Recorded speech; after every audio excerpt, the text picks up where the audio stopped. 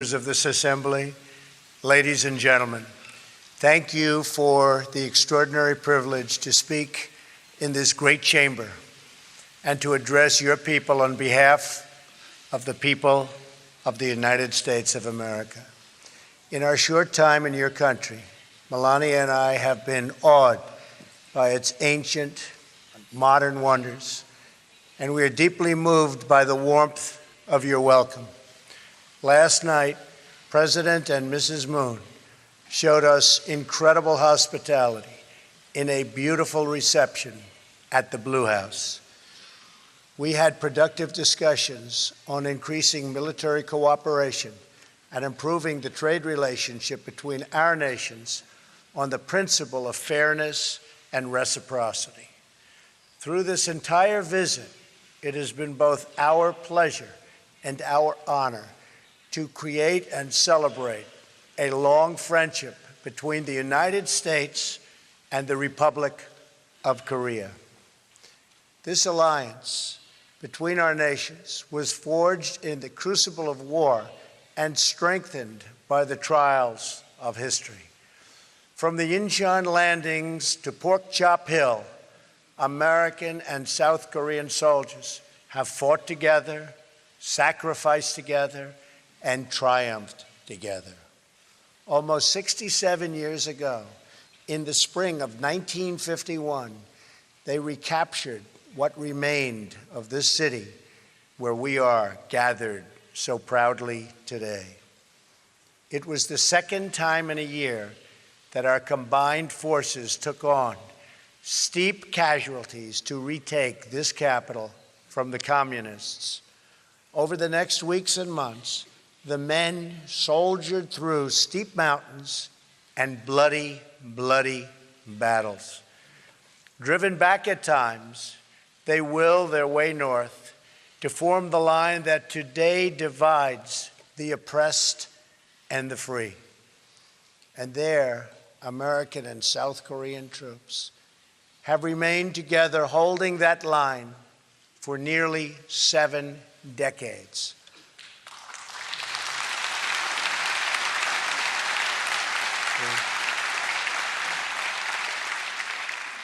By the time the armistice was signed in 1953, more than 36,000 Americans had died in the Korean War, with more than 100,000 others very badly wounded.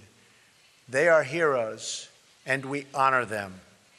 We also honor and remember the terrible price the people of your country paid for their freedom. You lost hundreds of thousands of brave soldiers and countless innocent civilians in that gruesome war.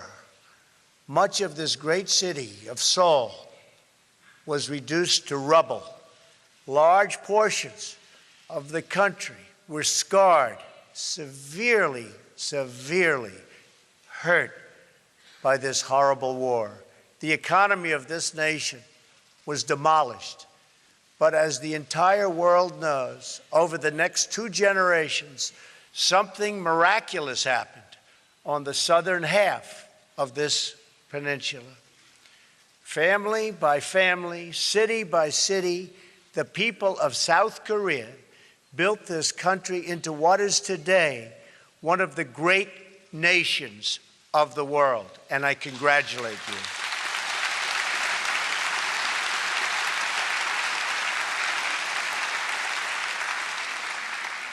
In less than 1 lifetime, South Korea climbed from total devastation to among the wealthiest nations on earth. Today, your economy is more than 350 times larger than what it was in 1960. Trade has increased 1,900 times. Life expectancy has risen from just 53 years to more than 82 years today. Like Korea, and since my election exactly 1 year ago today, I celebrate with you.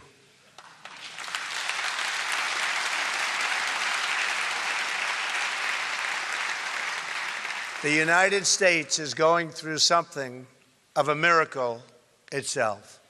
Our stock market is at an all-time high. Unemployment is at a 17-year low. We are defeating ISIS.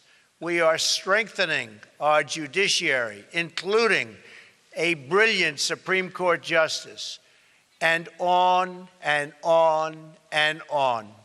Currently stationed in the vicinity of this peninsula are the 3 largest aircraft carriers in the world, loaded to the maximum with magnificent F-35 and F-18 fighter jets. In addition, we have nuclear submarines appropriately positioned.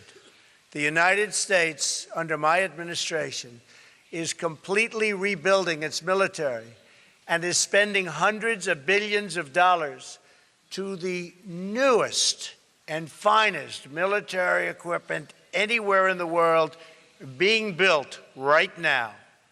I want peace through strength.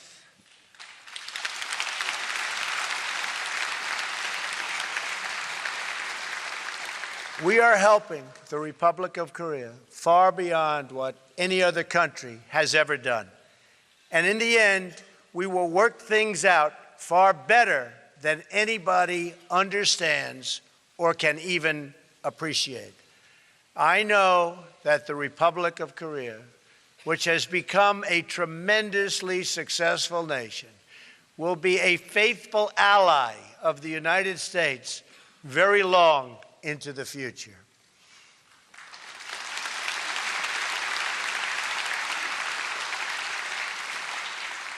What you have built is truly an inspiration.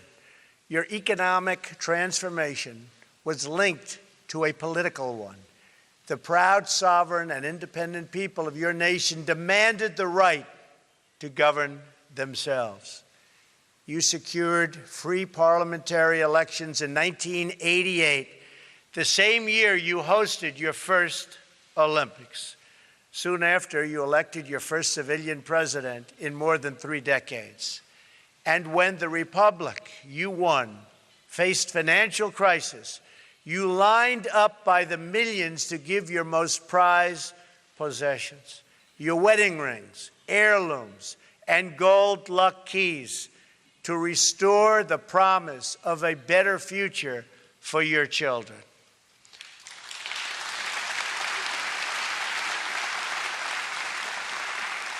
Your wealth is measured in more than money.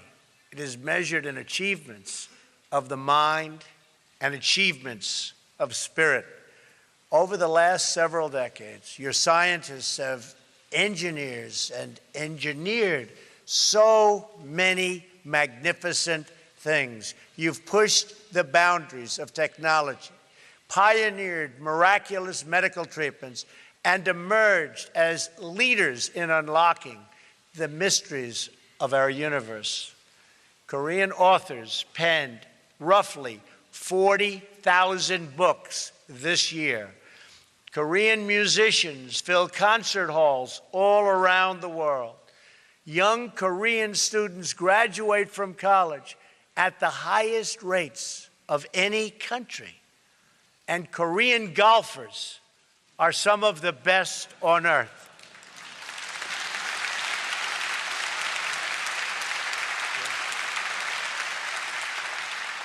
In fact, and you know what I'm going to say, the women's U.S. Open was held this year at Trump National Golf Club in Bedminster, New Jersey, and it just happened to be won by a great Korean golfer, Sung-hyun Park, and 8 of the top 10 players were from Korea. And the top 4 golfers, 1, 2, 3, 4, the top 4 were from Korea. Congratulations. Congratulations. .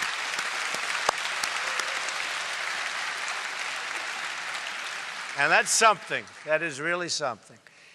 Here in Seoul, architectural wonders like the 63 building and the Lotte World Tower, very beautiful, grace the sky and house the workers of many growing industries.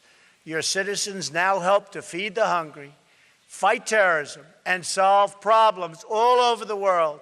And in a few months, you will host the world, and you will do a magnificent job at the 23rd Olympic Winter Games. Good luck.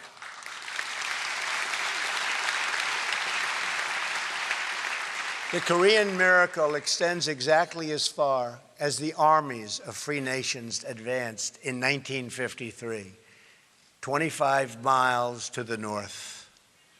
There it stops. It all comes to an end. Dead stop. The flourishing ends, and the prison state of North Korea sadly begins. Workers in North Korea labor grueling hours in unbearable conditions for almost no pay. Recently, the entire working population was ordered to work for 70 days straight, or else pay for a day of rest. Families live in homes without plumbing, and fewer than half have electricity. Parents bribe teachers in hopes of saving their sons and daughters from forced labor. More than 1 million North Koreans died of famine in the 1990s, and more continue to die of hunger today. Among children under the age of 5, nearly 30% of afflicted and are afflicted by stunted growth due to malnutrition. And yet, in 2012 and 2013, the regime spent an estimated $200 million, or almost half the money that it allocated to improve living standards for its people, to instead build even more monuments, towers, and statues to glorify its dictators. What remains of the meager harvest of the North Korean economy is distributed according to perceived loyalty to a twisted regime. Far from valuing its people as equal citizens, this cruel dictatorship measures them, scores them, and ranks them based on the most arbitrary indications of their allegiance to the state. Those who score the highest in loyalty may live in the capital city.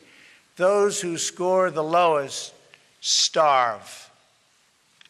A small infraction by one citizen, such as accidentally staining a picture of the tyrant printed in a discarded newspaper, can wreck the social credit rank of his entire family for many decades.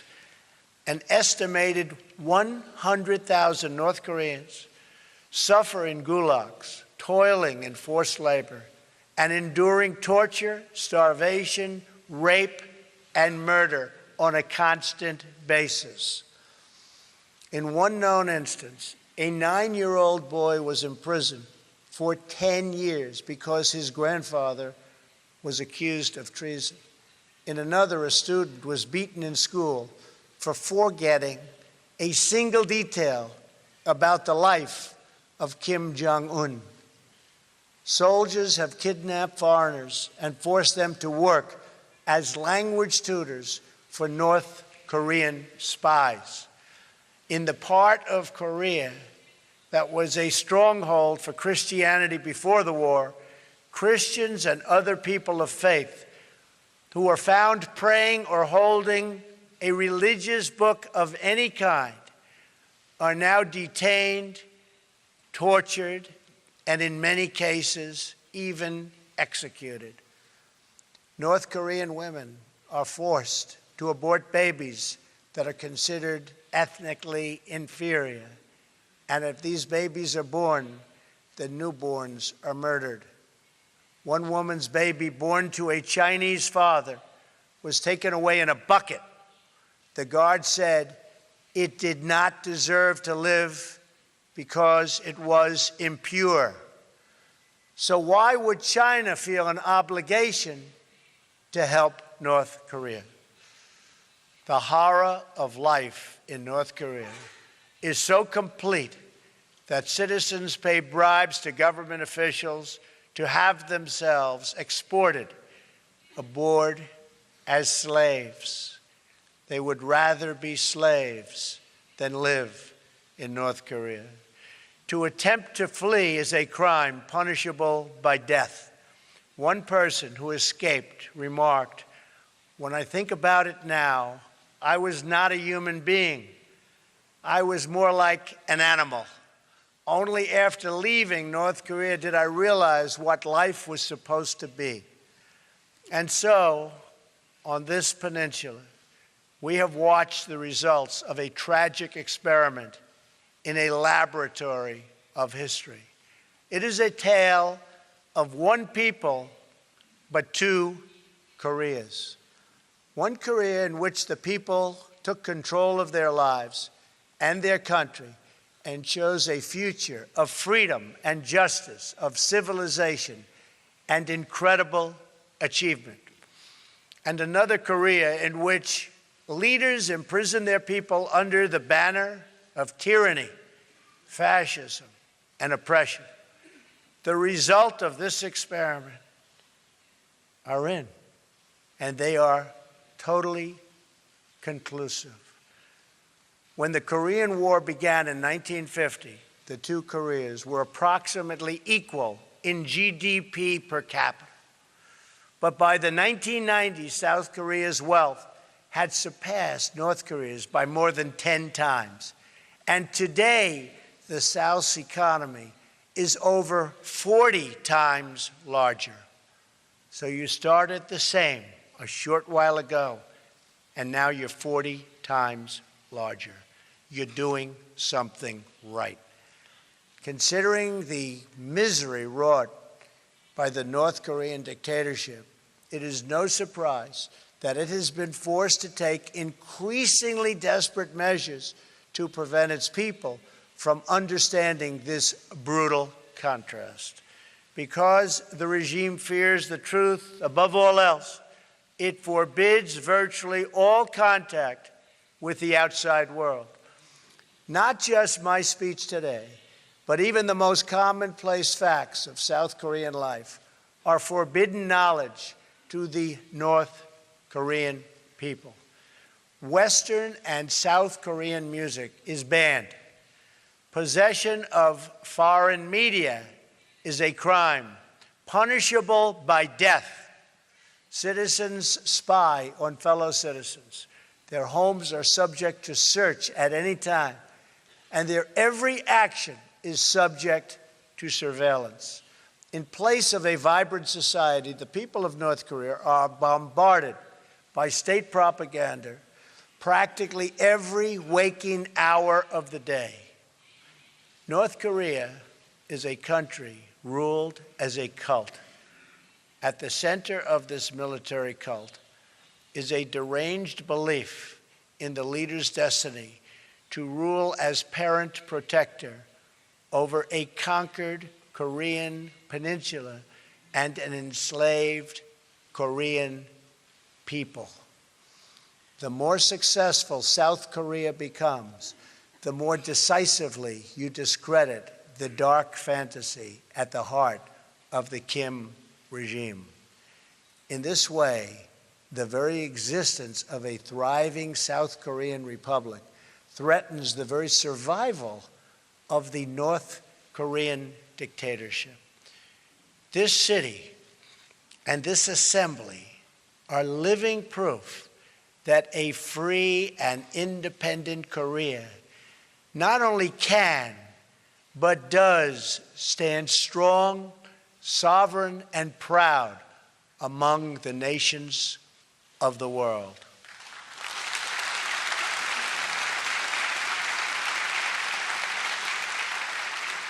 Here, the strength of the nation does not come from the false glory of a tyrant.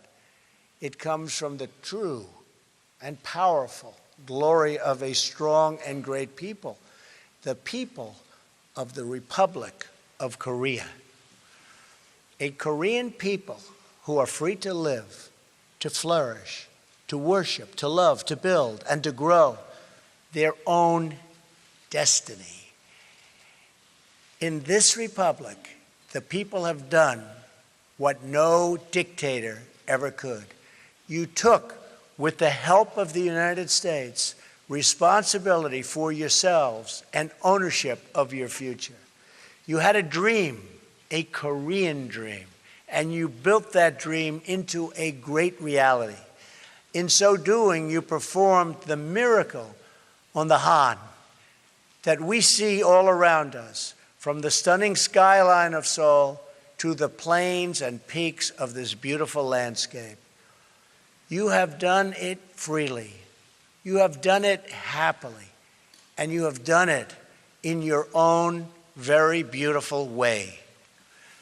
This reality, this wonderful place, your success is the greatest cause of anxiety, alarm, and even panic to the North Korean regime.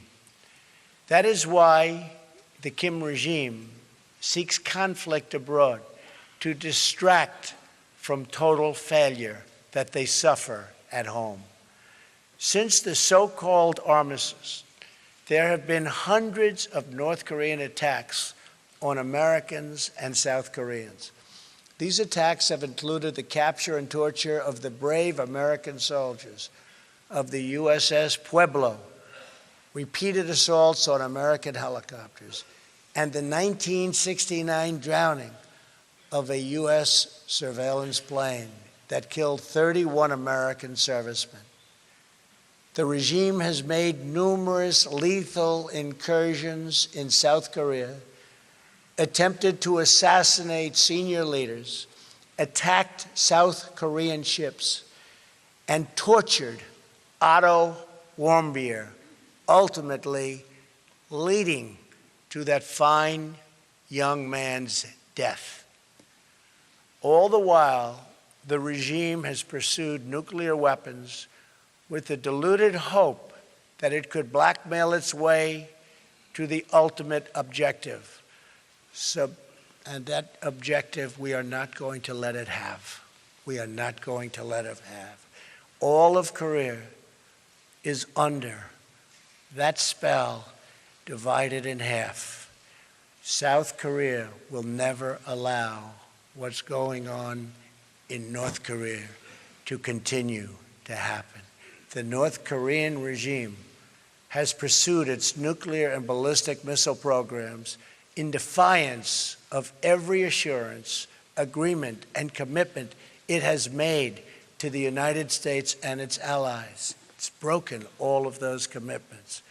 After promising to freeze its plutonium program in 1994, it repeated the benefits of the deal and then immediately continued its illicit nuclear activities. In 2005, after years of diplomacy, the dictatorship agreed to ultimately abandon its nuclear programs and return to the Treaty on Non-Proliferation.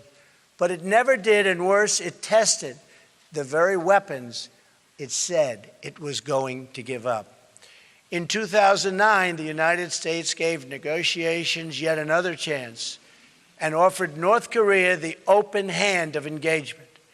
The regime responded by sinking a South Korean Navy ship, killing 46 Korean sailors. To this day, it continues to launch missiles over the sovereign territory of Japan and all other neighbors, test nuclear devices, and develop ICBMs to threaten the United States itself.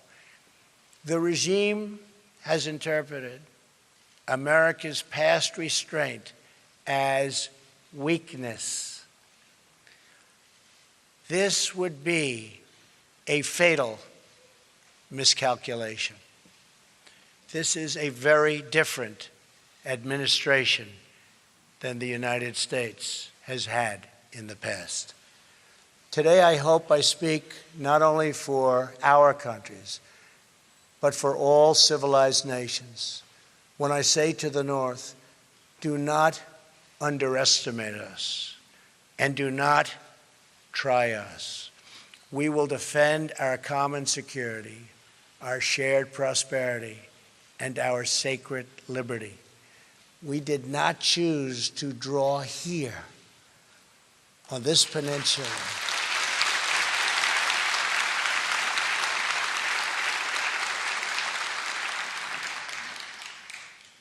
This magnificent peninsula, the thin line of civilization that runs around the world and down through time. But here it was drawn, and here it remains to this day. It is the line between peace and war, between decency and depravity, between law and tyranny, between hope and total despair. It is a line that has been drawn many times in many places throughout history. To hold that line is a choice free nations have always had to make. We have learned together the high cost of weakness and the high stakes of its defense. America's men and women in uniform have given their lives in the fight against Nazism, imperialism, communism, and terrorism. America does not seek conflict or confrontation, but we will never run from it. History is filled with discarded regimes that have foolishly tested America's resolve. Anyone who doubts the strength or determination of the United States should look to our past, and you will doubt it no longer. We will not permit America or our allies to be blackmailed or attacked. We will not allow American cities to be threatened with destruction. We will not be intimidated, and we will not let the worst atrocities in history be repeated here on this ground we fought and died so hard to secure.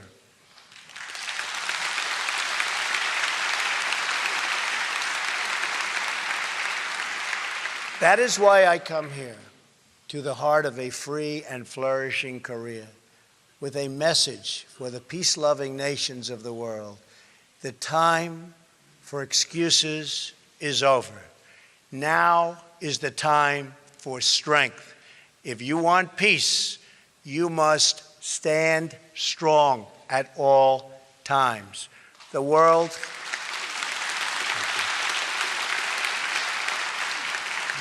cannot tolerate the menace of a rogue regime that threatens with nuclear devastation. All responsible nations must join forces to isolate the brutal regime of North Korea, to deny it and any form of it. You cannot support, you cannot supply, you cannot accept. We call on every nation, including China and Russia, to fully implement UN Security Council resolutions, downgrade diplomatic relations with the regime, and sever all ties of trade and technology. It is our responsibility and our duty to confront this danger together, because the longer we wait, the greater the danger grows and the fewer the options become.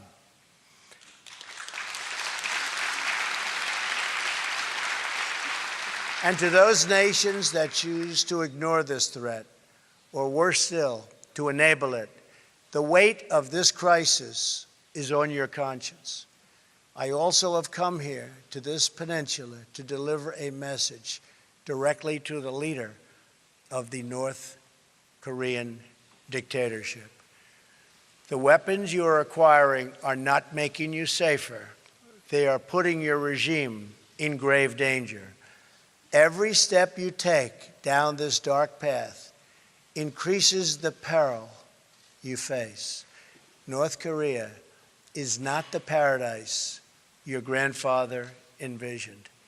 It is a hell that no person deserves. Yet despite every crime you have committed against God and man, you are ready to offer, and we will do that. We will offer a path to a much better future. It begins with an end to the aggression of your regime, a stop to your development of ballistic missiles, and complete, verifiable, and total denuclearization.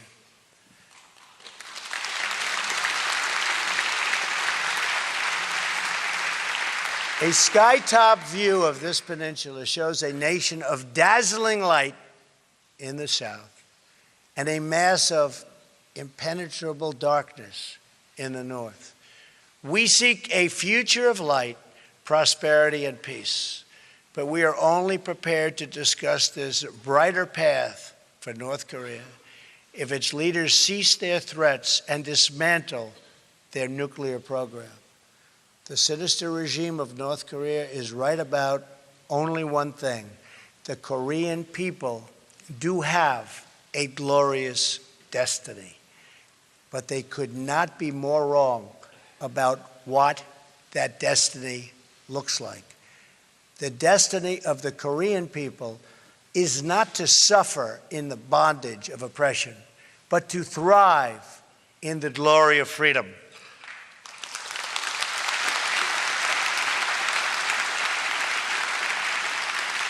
What South Koreans have achieved on this peninsula is more than a victory for your nation.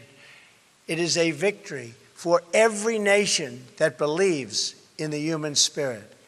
And it is our hope that someday soon, all of your brothers and sisters in the North will be able to enjoy the fullest of life intended by God. Your republic shows us all of what is possible. In just a few decades, with only the hard work, courage, and talents of your people, you turned this war-torn land into a nation blessed with wealth, rich in culture, and deep in spirit. You built a home where all families can flourish and where all children can shine and be happy. This Korea stands strong and tall among the great community of independent, confident, and peace-loving nations. We are nations that respect our citizens, cherish our liberty, treasure our sovereignty, and control our own destiny. We affirm the dignity of every person and embrace the full potential of every soul. And we are always prepared to defend the vital interests of our people against the cruel ambition of tyrants. Together we dream of a Korea that is free, a peninsula that is safe, and families that are reunited once again. We dream of highways connecting north and south, of cousins embracing cousins, and this nuclear nightmare replaced with the beautiful promise of peace. Until that day comes, we stand strong and alert. Our eyes are fixed to the north and our hearts praying for the day when all Koreans can live in freedom. Thank you. God bless you. God bless the Korean people. Thank you very much. Thank you.